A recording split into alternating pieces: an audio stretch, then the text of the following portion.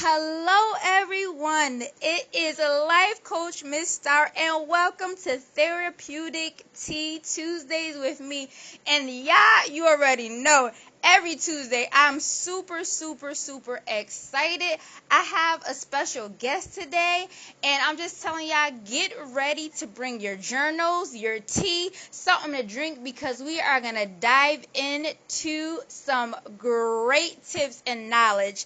And this woman, my sister actually introduced me to her, and we had a great conversation the other day. So she is a lovely, worthy woman with a lot of wisdom. And Ro, may you please introduce yourself?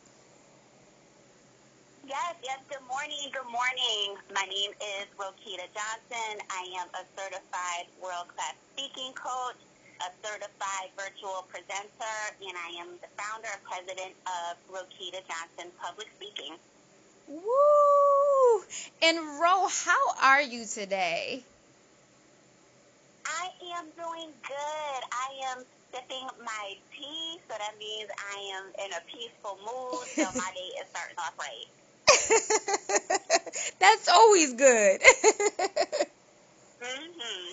Oh, and everybody, the title of this episode is Speaking into Existence. And we're going to really dive deep with Robe and her public speaking as a coach, as a mentor, and just what she has to share, just all the wonderful wisdom that she has to share.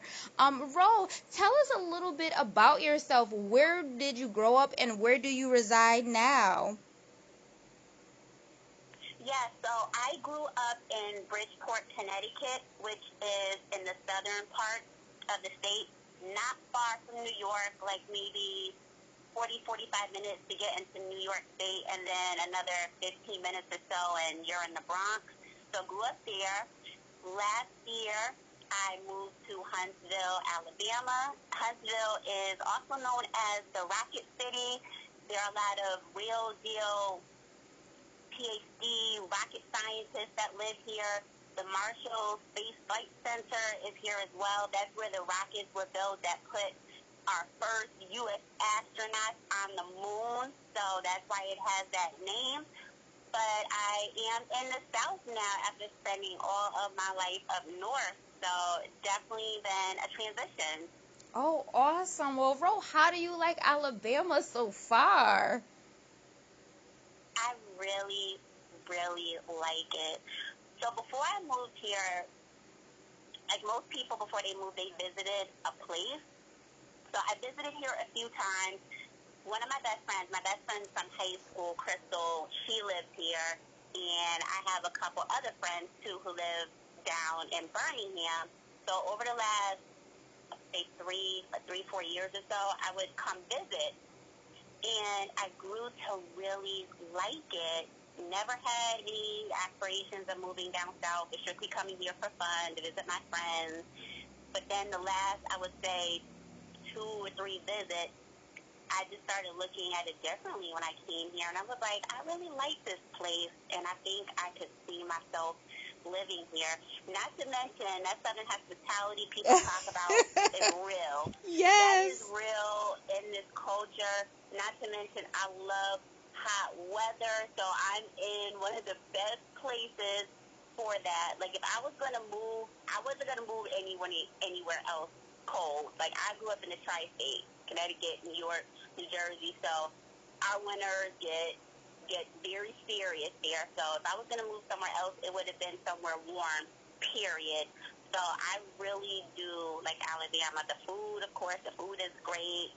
It's beautiful scenery here.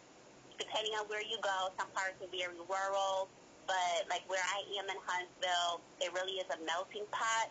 This place is like a city in Alabama. So you have some of your more country scenic parts, but then you go and across town you may be in more of the city parts, and it's a bit of everything here. So I really do appreciate that.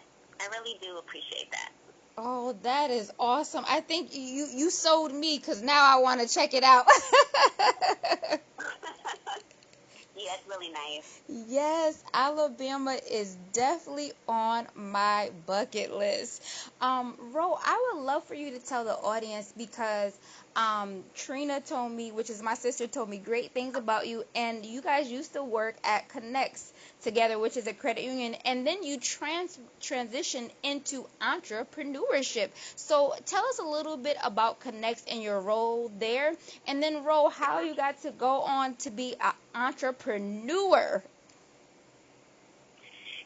So at Connect, yes, that's where Trina, I love Trina, that's where Trina and I met. I worked in the marketing department, so I was a marketing specialist there. I handled our social media for the company. I handled the website, making sure that it was updated, if new pages had to be added, images, if we wanted to update the images, the look, anything of that nature, information that had to be changed out from soup to nuts, manage the website, social media. I also worked on campaigns that we had too. So deposit campaigns, which is like when you get information from your financial institution about maybe a new CD product that's coming out. So I worked on that, making sure that emails went out about it, just totally the whole marketing gamut, social media, the website, emails. So that's my background in marketing. I did marketing in other companies before I came to Connect. So I really was able to take the skills that I've learned in my past jobs and use them in my current role as an entrepreneur. And I think that is something that when people become entrepreneurs, they sometimes forget that all those skills that you learned in your 9 to 5, your past jobs, you can absolutely take them and use them to work for yourself. Like, nothing is for Yes. naught. Everything that you have learned, there is most likely some way that you can still use that skill. So before I get to all that, yes, marketing background, that's where I met Katrina.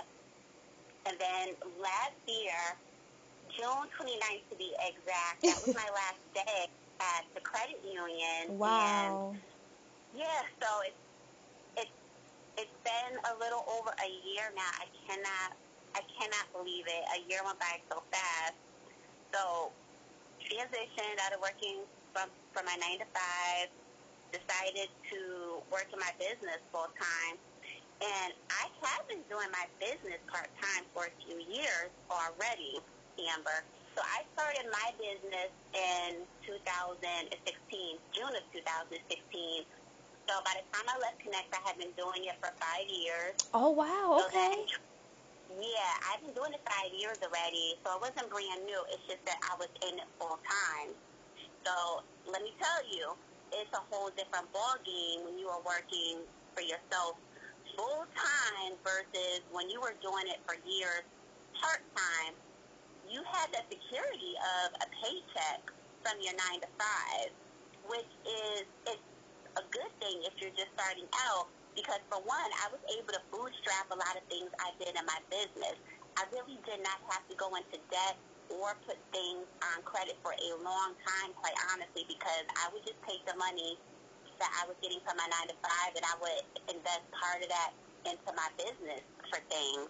So only up until I would say 2020, actually, that's when I put the very first thing for my business on credit, and that was a new website that I was getting. I had a website, of course, for my business, but I was getting a brand new one, and that was going to be significantly more than what I had invested before.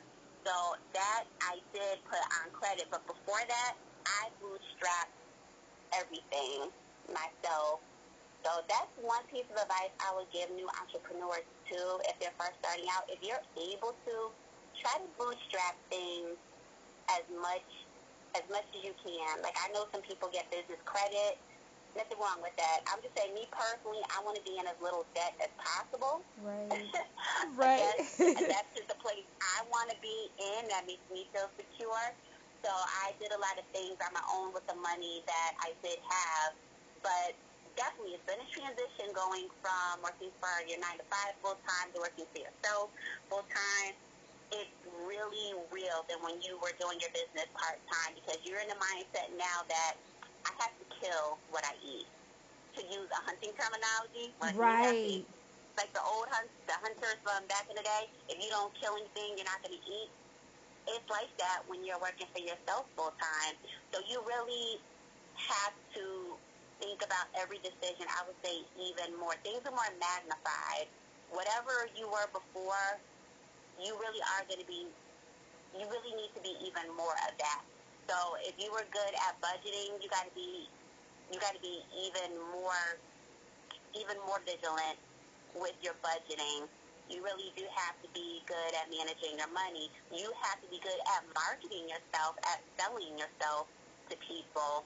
So if you weren't comfortable with something, you got to figure out, well, how can I get comfortable with it now? And different things work for different people as far as putting yourself out there and marketing and whatnot. It depends what kind of business you have, what marketing tactics or channels will work better for you. But that's part of the journey of working for yourself, really figuring out what's going to work best for you and your business to make it successful. And sometimes you don't have a long period of time. You don't have the luxury of waiting forever to figure that out. You just got to try some things quickly, see what sticks, see what works for you, and do more of that. And you don't do what doesn't work, but don't be afraid to try things out. That's another piece of advice I would give when you're working for yourself, too. Just be open, be flexible. Something that you may have been afraid to do before, just try it out. It may actually work for you. But it really is a transition. I would say it's a mindset transition more than anything. Right. You have to be disciplined. Like when you got up, at 7 a.m. or 6 a.m. for your 9 to 5, you need to make sure that you are on a schedule for yourself. And I know sometimes it may be tempting to want to stay in bed a little bit longer. Quite honestly, I'm still not a morning person. I really have to force myself. But you're like, I'm working for myself now, and you really are more in control, a little bit more in control of the income that you can bring in. So you can decide to sell something today, and that might actually be successful. You might get more money in than when you were getting paid twice a month, and you knew how much money that was going to be. Your pay was pretty much set, at least mine was, because I was salaried. It wasn't like I was going to get more or less. But at least when you work for yourself, you do have the chance, you have the opportunity to make more money. It's really not going to be set in stone. And yes, you might have months where you make less money. That's the downside. It really can fluctuate when you're an entrepreneur. Everything really is not glamorous. Some months you're like, oh my gosh, money might be getting a little tight here. What can I do? What do I need to do? What do I need to do differently? So you really have to be good at making decisions, I would say, as well. Decisions are made for you a lot of time when you're at a 9 to 5, and that's why some people flourish when they're in a 9 to 5 versus when you work for yourself. You know what your role is, your responsibilities. It's clear cut, cut and dry. Your boss pretty much makes a lot of the decisions ultimately, but when you work for yourself, you have to make those big decisions. Sometimes that can be a little scary, if I'm going to be quite honest, because you're like, am I making the right decision? But again, in my case, I'm just going to pray.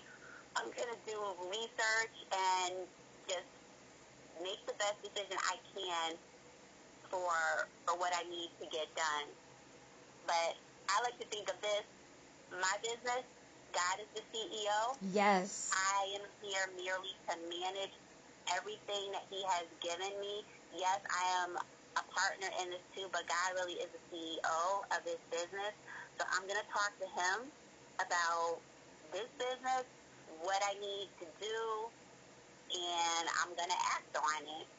So, yeah, I hope that answers your question. I know it kind of went in a few different directions.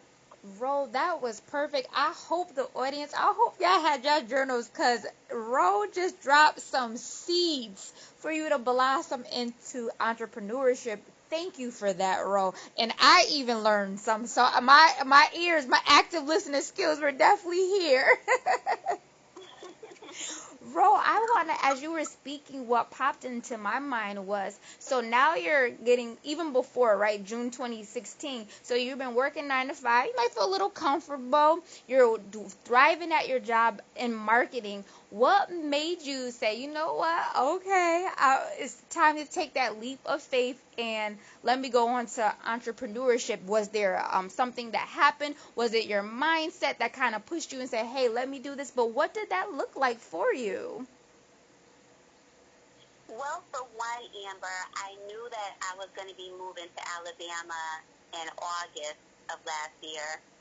So yes, I knew I was going to leave in June, leave my marketing job at Connect. So either I could apply to work somewhere when I got to Alabama, get another 9 to 5, or I could take the chance and work for myself full time, like I had wanted to do for a while. But I just made sure that before I made that decision to work for myself, I had to have something in place. Like, obviously, you want to make sure that you have a good savings cushion. You're not sure exactly how things may go the first few months. So just having that good savings cushion there, I made sure that I networked when I got to Alabama as well, because I was new here. A lot of people did not know me. So that was one thing I made sure I did. But to your question, I think your question, you said, what made me want to do this? Like I was saying, I knew I was going to move. So I'm like, now or never, kind of this mentality. Let me try this Yes. now. I had always wanted to have my own business since I was young. I just didn't know what I wanted to do. So it wasn't like I set out on this journey of being an entrepreneur, being a public speaking coach, being a public speaking trainer. It was just something that I said, okay, once I have my business, I made a plan for it. It wasn't like I knew a particular incident was going to make me go full time. It's just that once I decided I was going to move to Alabama, I figured this was a good time to really make a big change altogether. So working for myself full time and moving this year has been one for the books, to say the least, because it was big changes. Definitely big changes. It's not just one thing, just moving, not one thing, just being your working for yourself full time. It was both. So really juggling both of those things has been amazing. Sometimes a little scary, but awesome nonetheless. But I would just say, really, when I decided that I was going to move last year, then I just said, okay, let me really try going full time. Yes. Oh, Ro, I think that is just so awesome. And I just want to congratulate you for taking that leap of faith and saying, hey, I'm comfortable in my 9 to 5. I'm thriving in marketing. And now I'm taking those skills and my passion, right, for what you really wanted to do and going on to entrepreneurship. So congratulations to you. Thank you. Yes, I want to tell you, part of my job as a life coach is for women, is to, I think affirmations are so important because, like, right, it gets in your mind, it's a mindset. So I want to tell you, you will and are and will continue to be successful. Thank you so much. I really do appreciate that. Thank you. All words of encouragement, anything anybody gives me for the journey, I'm here for it. Entrepreneurs really do need encouragement. Sometimes people don't think that, but this is something I've heard from other entrepreneurs as well that I follow. Like, you may have seen some of those social media posts. It's like, okay, you don't have to necessarily buy something from your friend, because quite honestly, you might not be in the market for whatever your friend is selling. You really might not be that target audience.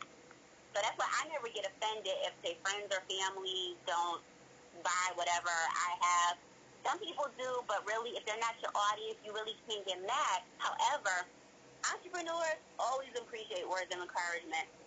Keep going. You can do it. Yeah, I believe in you. All that, we really do take it to heart, because sometimes you can feel like a lonely journey. Like, there are things you may be going through, but you feel like you can't share them. You can't tell them with with your loved ones who may be working their 9 to 5 because maybe they won't understand. Right. I don't know if that makes sense. You feel like they're not going to get it, or you feel like they may look down on you because, oh, you started this business and you thought you were going to be successful, so hey, that's your journey, that's your cross to bear now, and if it doesn't work out, hey, just go get a 9 to 5. Why are you complaining? I mean, it really does help when you have people who are just there to support you. That is worth its weight in gold. Yes. When you're setting out to do something for yourself and it's scary, and some people really don't understand all the time, and it really can feel like you were in it by yourself. So I do appreciate my family and my friends who are encouraging.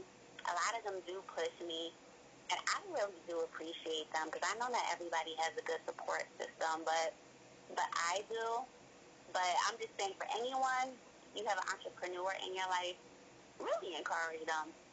So some days they are battling. They're battling between one day they're doing good, and then the next day things are really tough, and they're like, should I even continue with this business? God, did you give me this business? Did you give me this business Right. to fail? But we know that if God truly gave you this business, and you know that, you got that relationship with the Lord, and He's the CEO of your business, and you're talking to Him, you're in tune with Him about your business, you know He didn't give you this business just to fail, but some days you really have doubts, like, I don't know if I want to continue this. Maybe I should just scrap this all together and just go work for someone, just give up on this business that I've worked hard for years to establish, but because now I'm working full-time in it, things are different. They're just way different than when you work for full part-time. So encouragement, all that good stuff, we appreciate. Yes, like I said, me being a life coach where I specialize in self-love, it is so important to encourage yourself. And as women, right, we want to encourage each other. And Ro, as I heard you speaking, so that's very important is strength, right? So you talked about your faith, you talked about your relationship with your family and friends. Is there anywhere else or anything else that you do to continue to gain strength, to continue with your entrepreneurship, especially when there are times where you're like, oh, this month didn't go well? How do you deal with that, and where do you continue to draw your strength from? Well, one thing you have to look at, what did you do this past month? Mm-hmm. So looking back before you can look forward, what did I do to really hit my goals, my targets this past month? Where did I succeed? And if I didn't hit something, how can I hit my goal this month? So that's where I was kind of going with before when I touched on not being afraid to try something new, do something different. Because if something didn't work before, or maybe you need to do it differently. Sometimes it's not scrapping something you did. Maybe you need to do it differently. So, for example, maybe if you didn't do live streaming last month, and again, it depends what type of business you have. Right. But live streaming, that is definitely one marketing tactic that people use on social media. Like me, I love Instagram. So yes, it's good because you're reaching people that you may not have reached before, who may not have known about you. But then also you can tell people about what you do. So that may be something that you might say, okay, I didn't try that last month. Maybe I'll try live streaming this month. And do it a few times. Do it consistently. Don't just do it one time. See if that makes a difference. Maybe that gets people to get on your email list, which is good because you want to be able to stay in touch with those people outside of social media. Maybe people will decide to, okay, I see what products and services she has. Let me investigate this further and get on a consultation call with her.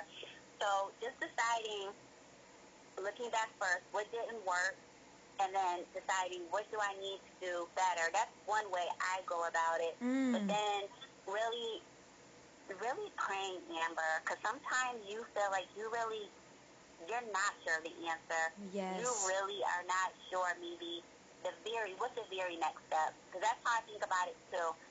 sometimes we look so far ahead and we have a bunch of plans in our mind, and it's almost like, think about it like that. If you could visualize like a map in your head going in a bunch of different directions, but then you got to kind of reel it in, like what's the very next step that I need to do, or what can I do the very next step that will put me where I need to be. So staying in prayer with God about it, like really talking about that with God. I'm someone, I do have that faith. Yes. So I'm like, Lord, I'm like, Jesus, what is the next thing I need to do?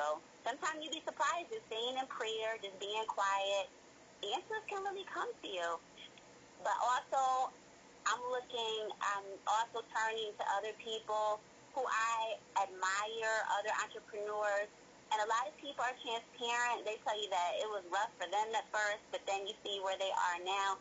And they freely give such good information. And that just gives me strength, and that keeps me inspired to keep going, because you know that you're not alone. There are other entrepreneurs who started off like you, humble beginnings. They might have done it part-time for a while, but then when they started on their own full-time, it was still a little bit rough. And then they share what they did, and they also tell you about things maybe that they would not do again. So that has been encouraging for me to keep going. That helps me to draw strength. Just looking at what other people have done, staying in prayer, and then looking at what I may have done in the past month that didn't work, or maybe I didn't even try out. How can I try this next month? It might work out. Yes, thank you, Ro, for those suggestions, because they were some awesome suggestions for everyone. Thank you for that.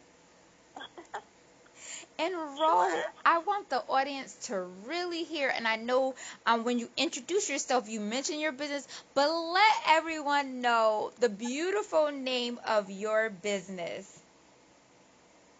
Sure. It's Roquita Johnson Public Speaking, LLC. And So Ro, spell that for everybody. Yes.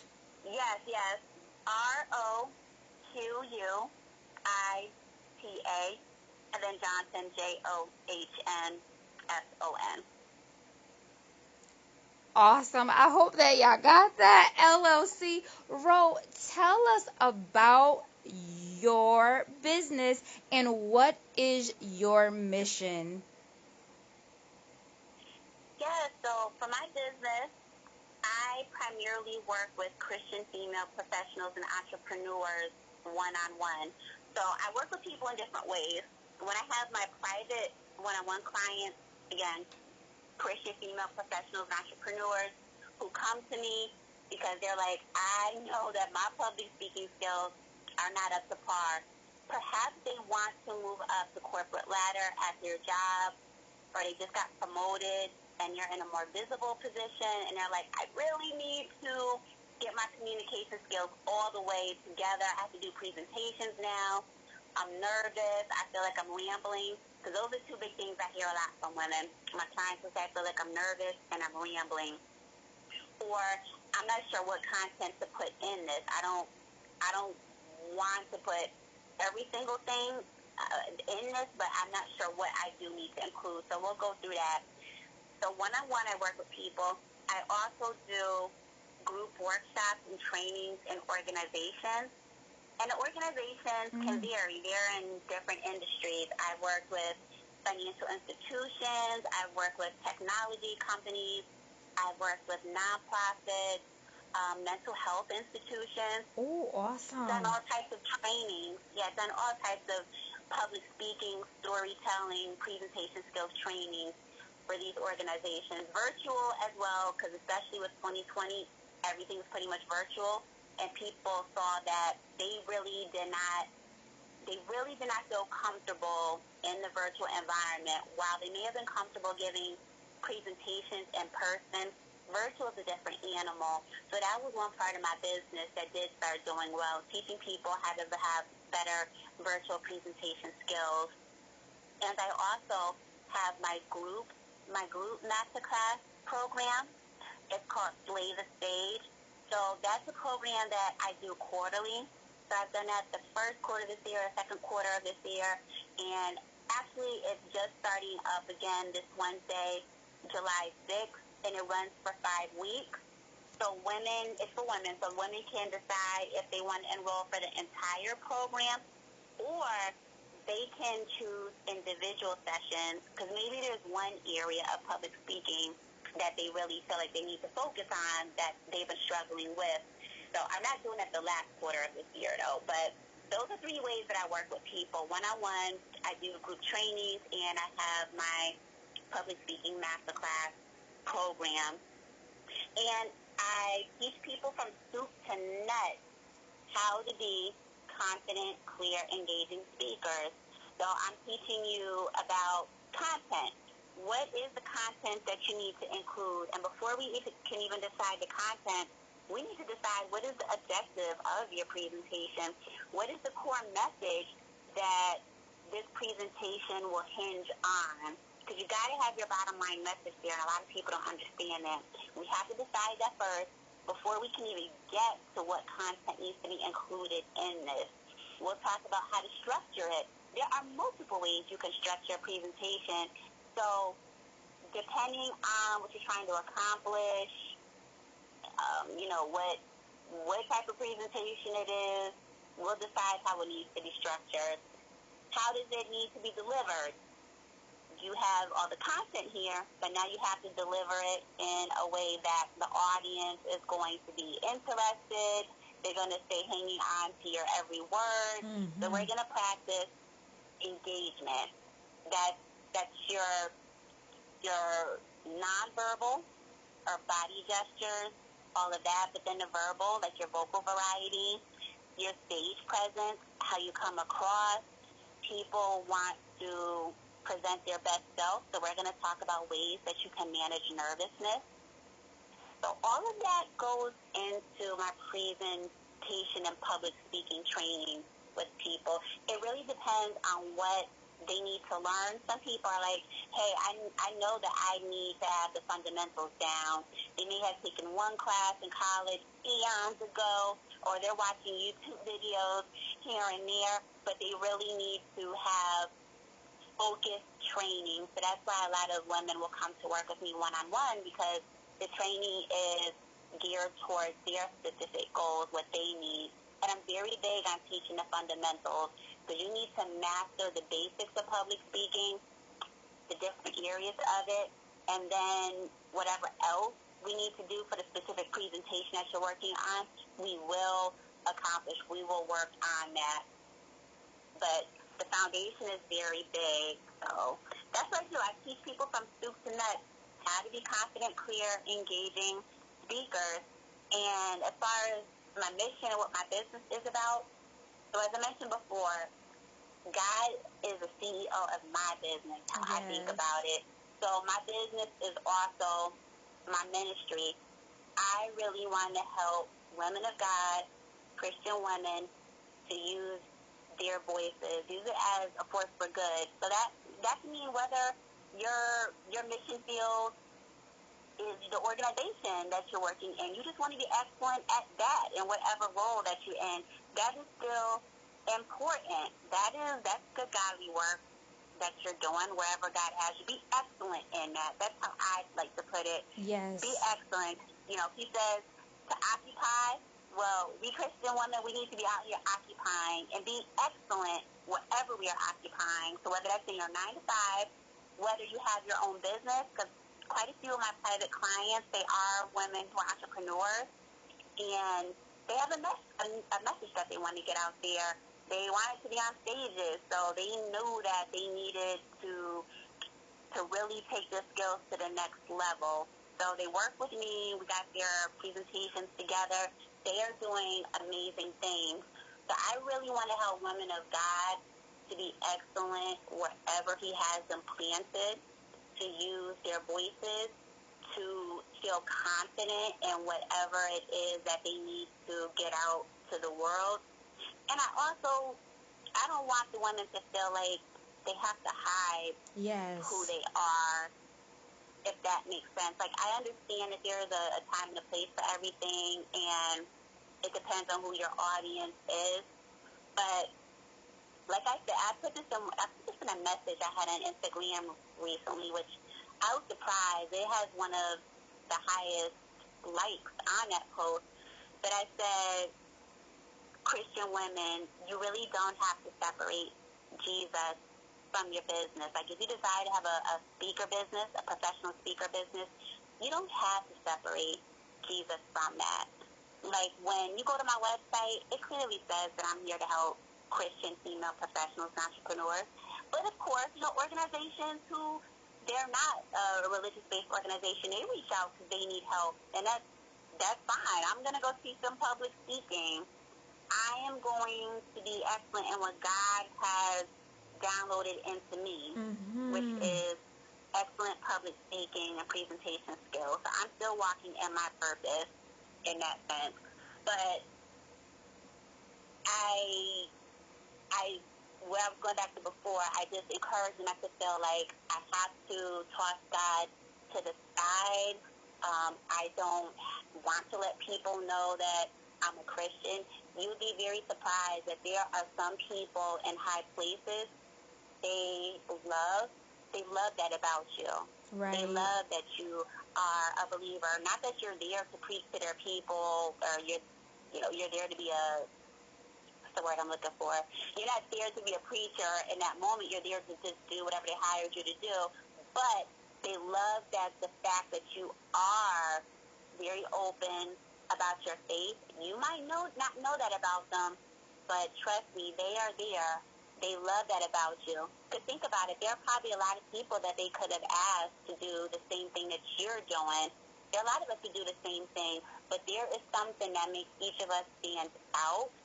That it factor, something about it that when people visit our website, they're like, you know what, I want to work with that particular person.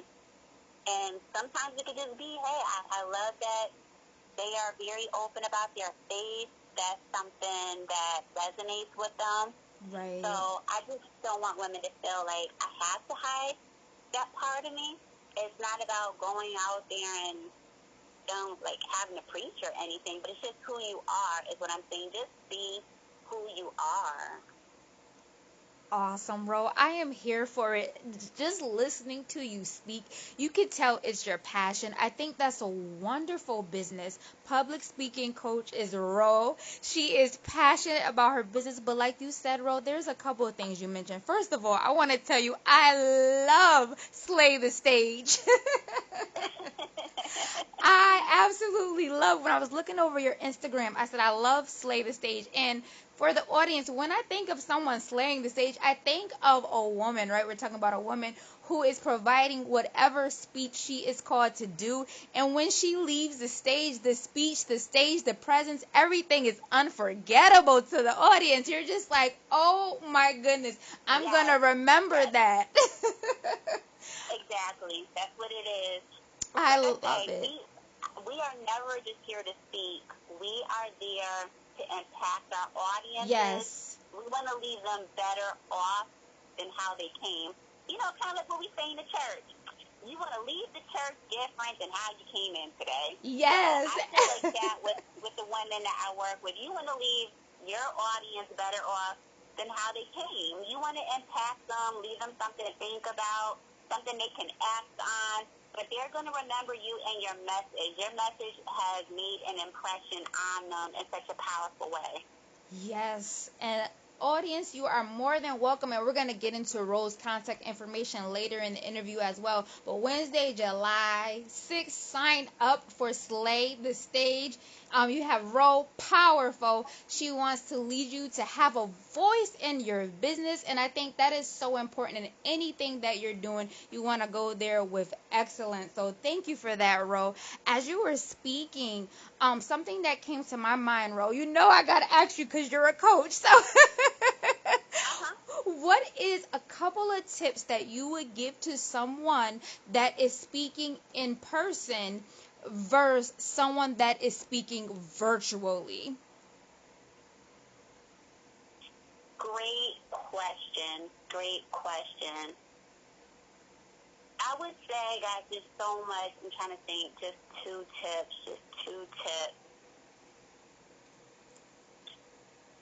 I would say when you are in person,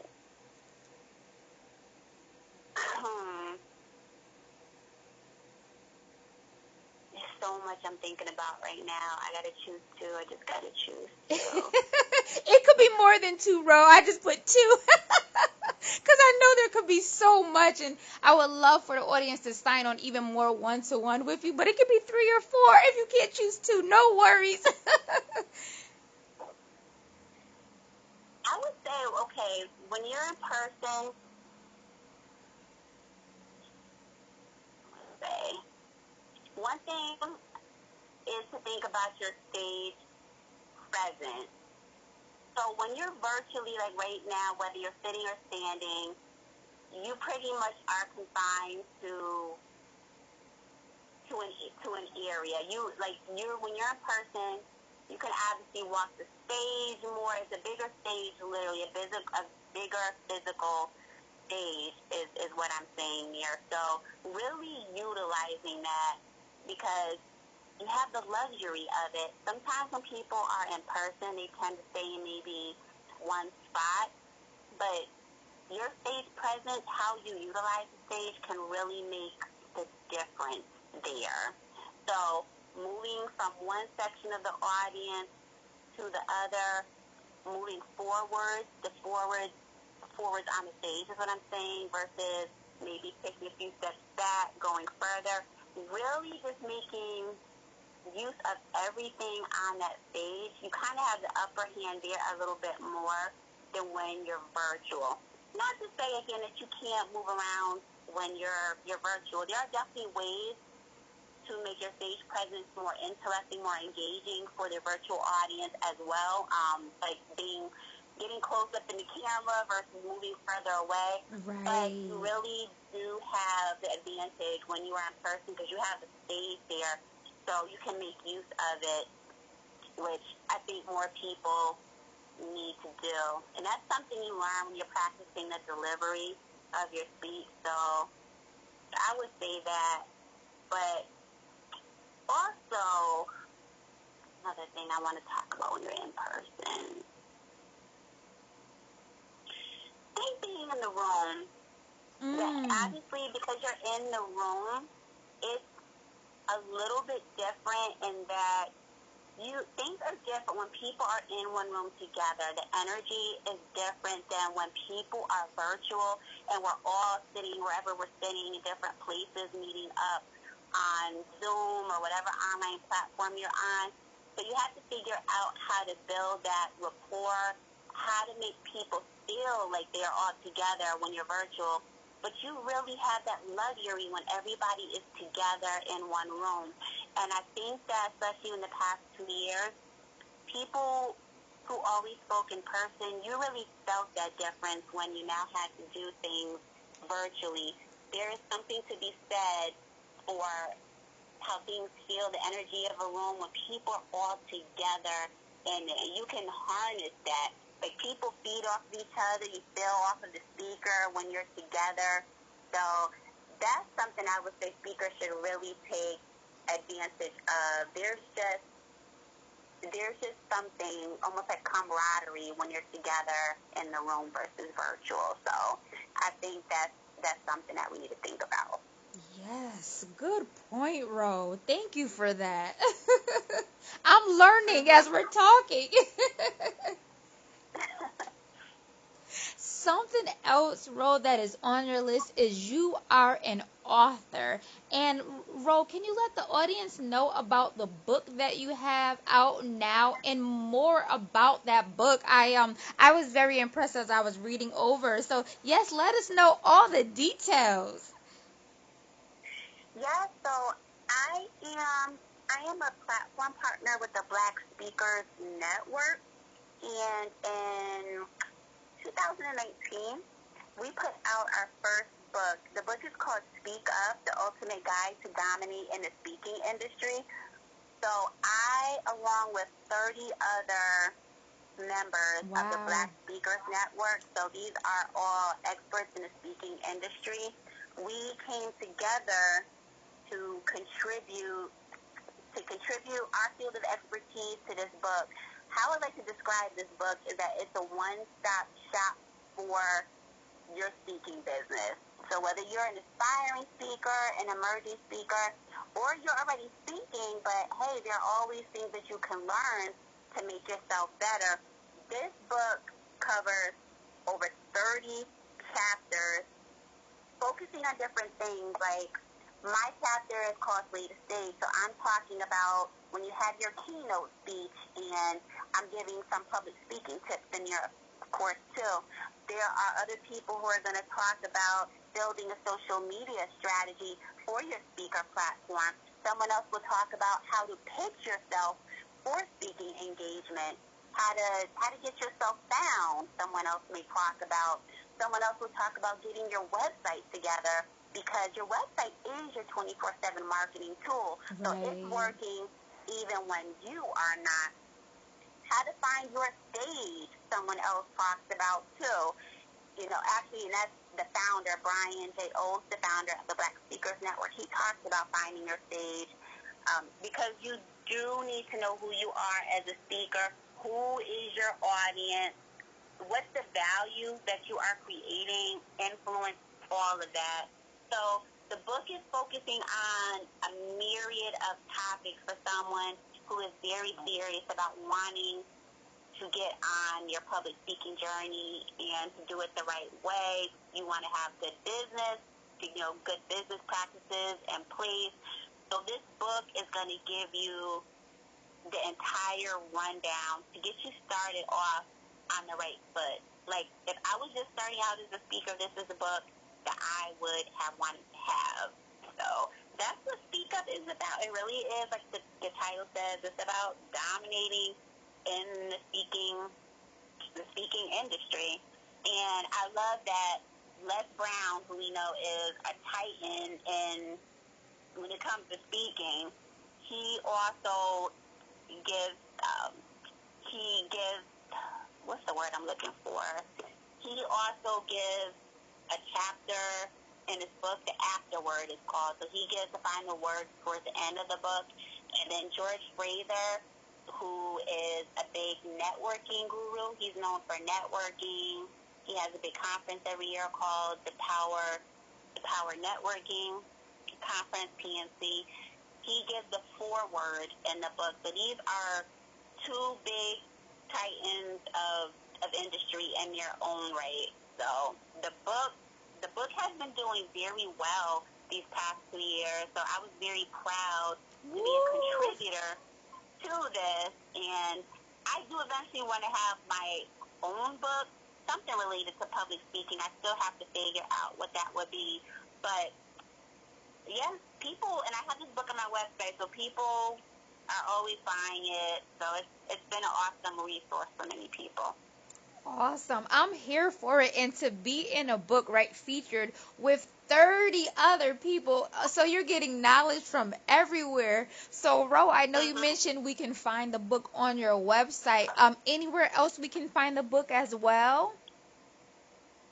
Yeah, you can find the book on Amazon. But as I like to put it, the advantage when you do get it on my website is that I send personally signed copies to anyone who orders from my website. So if you order from Amazon, you're just going to get it from Amazon. It's not coming directly from me, so it's not coming directly from anybody, so it's not going to be personally signed. So if someone does order it from me, as one of the authors, I am happy to put a message in there to write it directly to the person that has bought it from me, because I do appreciate everyone who makes a purchase and they're investing in themselves or someone that they know who's on the speaker journey. So I will personally sign the book. Oh, awesome. So y'all heard it from Ro. Book Speak on it on her website, and she will sign it for you, so you have that personalized book with 30 other amazing people full of wisdom to give you with speaking. I'm here for it. I'm gonna purchase it too.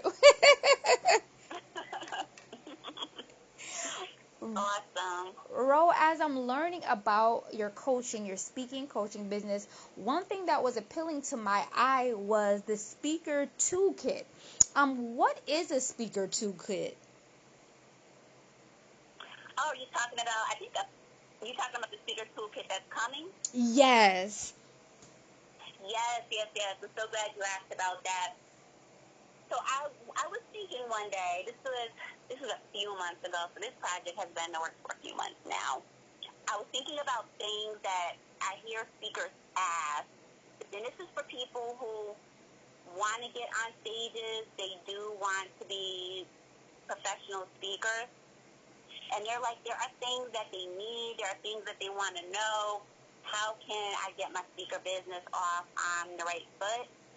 So the speaker, it's called the Beginner Speaker Toolkit for Christian women speakers. This kit is going to cover or include, I should say, some of the tools that they will need that will help them to present themselves professionally when they are looking for speaking gigs, but also to help them build up their speaker platform, to get clarity about themselves as a speaker. And that's honestly what the main goal of the speaker kit is about. Like, there's going to be a workbook.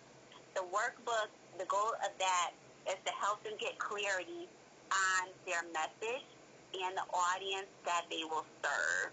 So it's going to include questions in there that they will have to answer, and it's going to help them understand more of, if they're not sure already what they really want to be on stage is talking about, it will help them to have more clarity. Also, I am including 50 social media content ideas in this kit as well, because that's something else that I hear.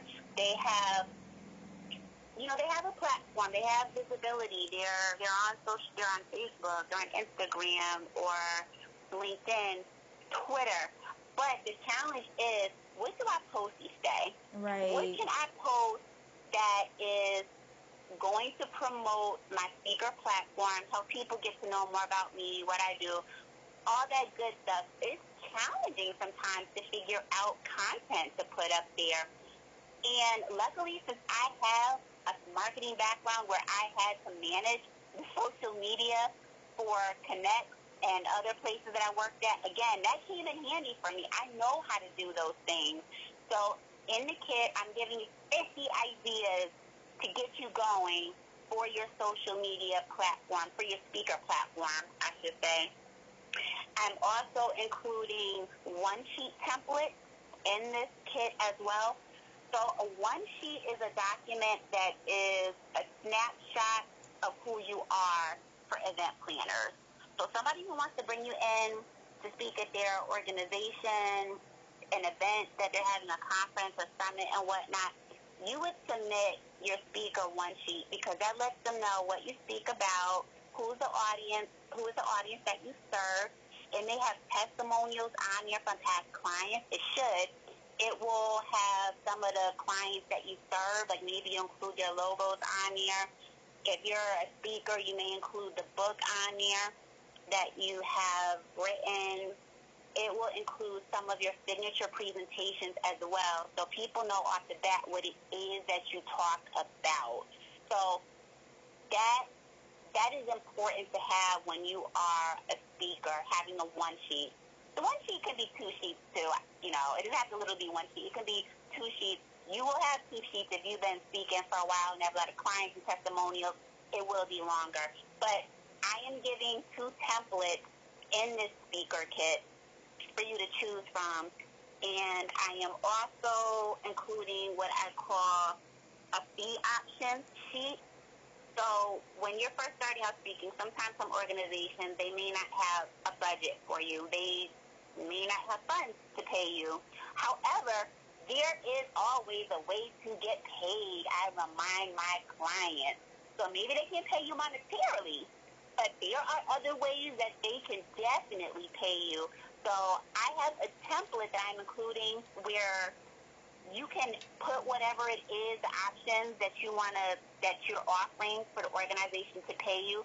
And I will include some examples of what you could put down on this fee options template that you'll send to people. But it's definitely going to be helpful, especially for organizations who are saying they can't pay you. There's a way that you can get paid. So I think that's going to be extremely helpful for people, especially those who are just starting out. Absolutely. That covers the solution. So y'all heard it first, the speaker to kit. Yeah, it's definitely going to be out this month. The designer, as we speak, is putting the final touches on it, so I just have to review it, and then I'm going to put it out so people can pick up this bundle. Oh, I am here for it, Ro. And Ro, to the audience, what are some encouraging words, tips, recommendations that you would give to anyone that wants to speak, a woman, a Christian woman, organization? What are some encouraging words that you would give to the audience? First, I would say be yourself, because that is also something that I hear from women when I have prospect calls.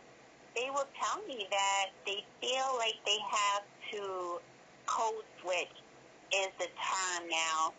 That's a term that's been around for decades, since the 50s, but it has a bit of a different definition now. Basically, you feel like you have to change something about who you are, be something different than who you authentically are in order to maybe it's to resonate with the audience more, Yes. or for some other reason. But like I tell the woman I work with, you really don't need to do that. Number one, it's not going to work out for you anyway, because you're not going to be comfortable speaking if you know that you're not being yourself. It's just not going to work for you. You're not going to seem comfortable up there. Something is just going to be off. There's going to be a disconnect. It'll be clear to the audience too that you just don't seem comfortable up there. And people can tell when you just don't seem like you're being yourself.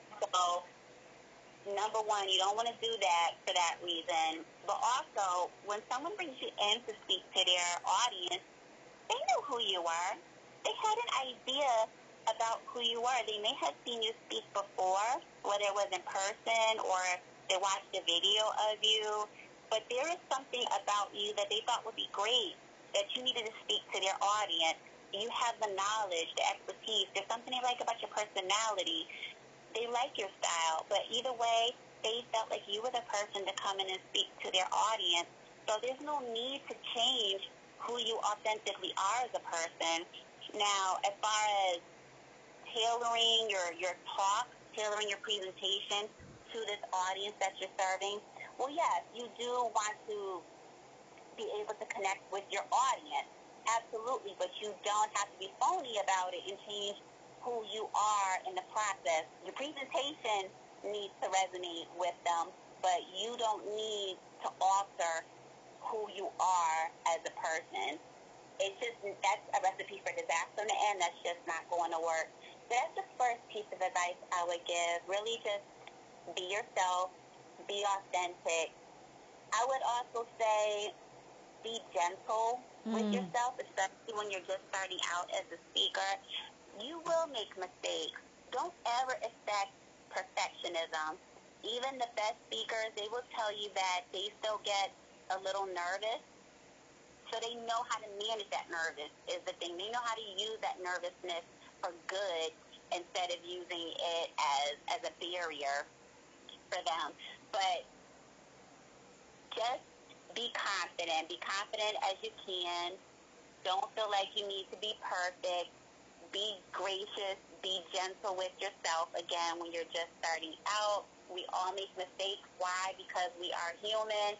If you make a mistake, you just push past it, keep going. The audience really is more forgiving than we think they are. And I remind my clients of that. Most people, the majority of people don't want to get up in front of an audience and have to speak. It doesn't matter if that audience is 10 people or 200 people. Most people don't want to get up and speak themselves, so they really admire someone who can get up there and address an audience. And they are forgiving if you make a mistake. So I think sometimes the new speakers, they think that everything has to go perfectly, and it really doesn't. We are humans. You're going to flub here and there. You just correct it and move on. Like, just don't make a big deal out of it and Yes. look uncomfortable, because then you'll make the audience uncomfortable. Speaker set the tone for that meeting or for that presentation. You set the tone for the room. So you really do have to be gentle with yourself. Yes. So those are my big pieces of advice there. Oh, Ro, thank you. Yeah, this was just a powerful interview. Ro, I want to thank you again for joining Therapeutic Tea Tuesday, topic speaking into existence. Thank you for showing up as your authentic self. And Ro, where can everyone connect with you? So I'm in a few different places. You can go to my website first. That's www.roquitajohnson.com. And again, my name is spelled Roquita Johnson.com. I am also very active on Instagram. You can find me at Roquita Johnson _public speaking. I love to connect with people on there. I am also on LinkedIn. You can just find me under my name. And I'm on Twitter as well. I like to tweet here and there. So you can find me in a few different spaces, but definitely Instagram is my favorite social media platform. So I'm always putting out reels and tips on there because I want everybody to take something away. When they visit my page, I want you to get some good, valuable nuggets there. So I'm very active on Instagram. Awesome, Ro. Thank you. Yeah, y'all heard it first. This is Therapeutic Tea Tuesday with Life Coach Miss Starr. Thank you to Roquita Johnson. She's an author. She's a Christian entrepreneur. She's a public speaking coach. She's been featured on podcasts. She has an Instagram. She tweets. Go check her out. Thank you so much for joining me every Tuesday. Life Coach Miss Starr. You can find me on all the major social media platforms: TikTok, Twitter, YouTube, Facebook, Life Coach Miss Starr. I want to thank you for joining me today for the Speaking into Existence episode. And I want to tell all our audience, go out and find your voice. You have one. Sending abundance of blessings your way.